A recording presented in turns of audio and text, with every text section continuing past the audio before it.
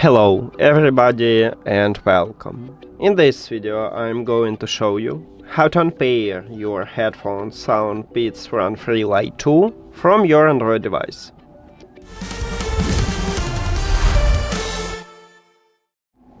You have to start by open Settings and then go to the Bluetooth or connected devices. At the device list, click the information icon or settings icon near to your headphones. And right here at the left side we have the button Forget. On your phone it may be Forget Device or Unpair or Remove or something else. So tap at this button, but if you want to only stop Bluetooth connection with your headphones, but leave them at the device list to reconnect them in the future, you need to select Disconnect. But I wanna remove them this time, so Forget and Forget Device.